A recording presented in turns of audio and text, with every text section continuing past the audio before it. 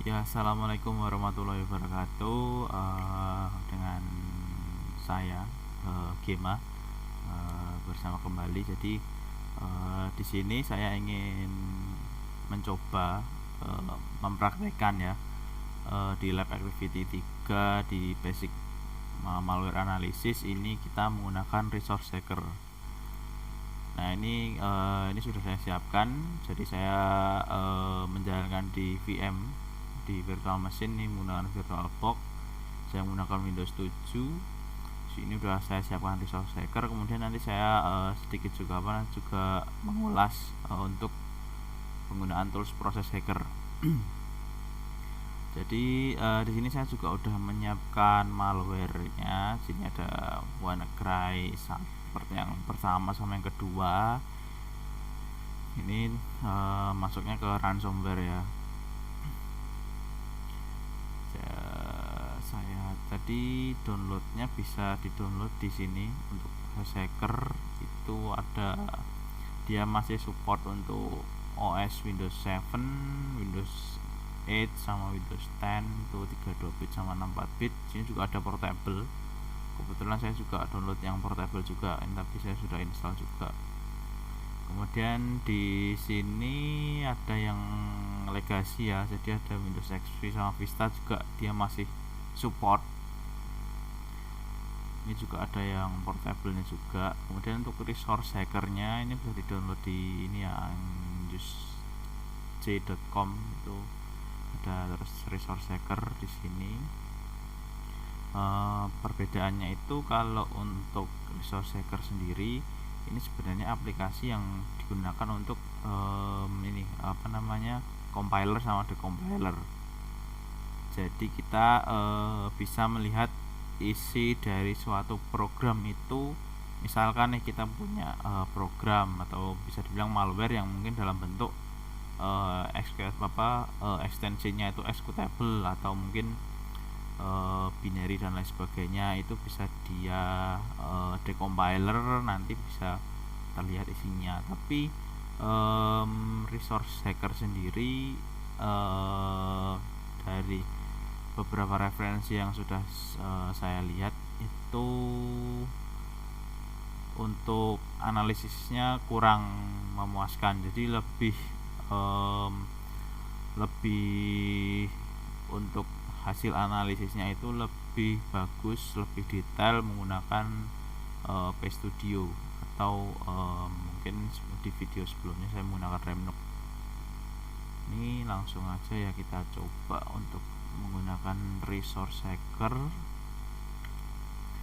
Ini langsung di drag and drop aja ke sini. Nah di sini ada tiga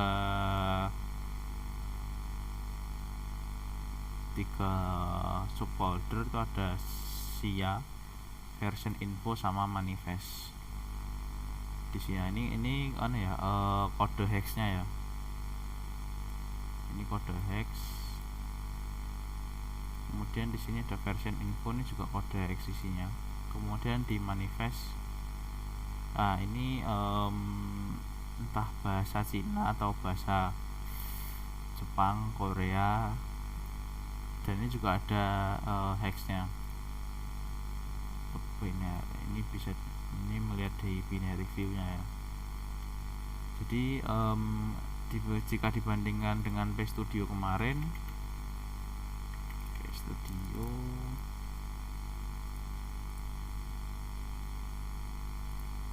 ini jauh berbeda. Misalkan ini WannaCry.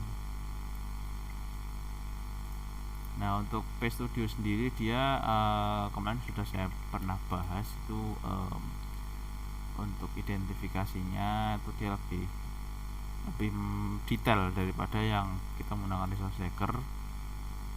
Ini ada hashnya MD5, SA1, SA256 dan value-nya pun ditampilkan. Kemudian type filenya, kemudian subsistemnya, kemudian ada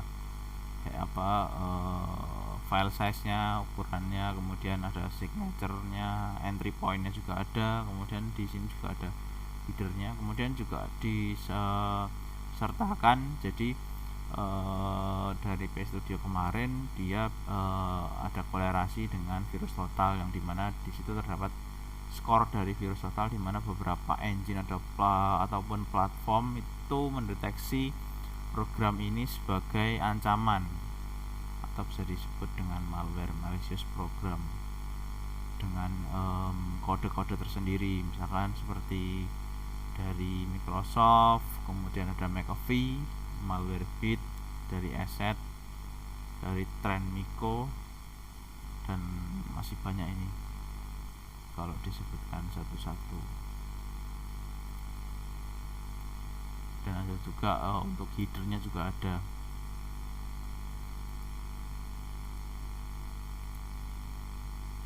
Jadi untuk penggunaan resource hacker sebenarnya kurang lebih seperti ini. Jadi untuk bisa dibilang powerful juga enggak sih, kalau menurut saya mungkin lebih bisa menggunakan PStudio yang dia sifatnya mungkin lebih ke dynamic analysis, atau menggunakan Framework yang dia lebih ke static analysis tuh. Terus coba kita ini ya, proses hacker. Jadi proses hacker sendiri sebenarnya sama dengan task manager, atau bisa bilang task skill yang bisa kita lihat di CMD, hampir sama sih. Nah ya kan, sama, cuman dia mungkin lebih dari interface mungkin berbeda ya, kemudian mungkin ada detail informasi yang berbeda juga. Kalau di sini proses dia nggak disebutin PID, kemudian IO nya juga nggak ada, kemudian dari username ke description ada, IO sama PID nya nggak ada, private nya juga nggak ada, private byte nya. Di sini cuma ada CPU sama memori. Dan di sini mungkin kita, kenapa di sini disebutkan toolsnya proses hacker, kita cek dulu aja di websitenya. To that help you monitor system resource, debug software, and detect malware. Jadi tools proses hacker ini sebenarnya fungsinya itu lebih ke monitor dari sistem resource yang kita punya, atau debug software, atau detect malware. Jadi kita bisa ngelihat nih di sini, misalkan ya contoh aja, kalaupun ada dari teman-teman yang mau running malware, misalkan dibuat snapshot dulu, nanti biar bisa di restore, kemudian di running. Di sini mungkin ada beberapa proses yang sekiranya itu mencurigakan, misalkan kalau kita ngomongin RAT ya, mungkin yang dia ada semacam spy-nya, jadi namanya apa, jadi seperti disisipkan ini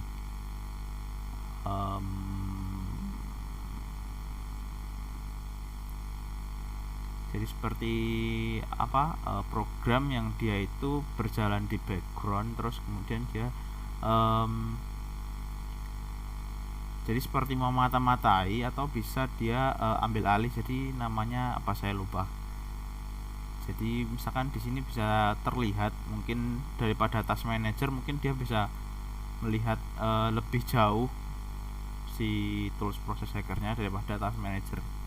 Jadi mungkin program-program yang berjalan di background dan lain sebagainya, yang sekiranya itu sebenarnya bukan dari sistem yang menjalankan, atau bisa kita sebut malicious program itu tadi, itu mungkin bisa terdeteksi oleh si proses hacker ini. Dan saya rasa juga pastinya ini juga mungkin powerful juga ya, karena melihat dia untuk update dari toolsnya sendiri juga up to date sih gitu. Jadi ini untuk yang proses hacker. Mungkin cukup sekian dari saya tentang pembahasan tentang resource hacker dan proses hacker. Jadi kesimpulannya untuk resource hacker sendiri, dia analisisnya mungkin kurang ya, bisa dibilang kalau menurut saya sih nggak powerful sih. Lebih powerful menggunakan PStudio yang entah di dynamic, kemudian untuk static analisis menggunakan Remnook bisa.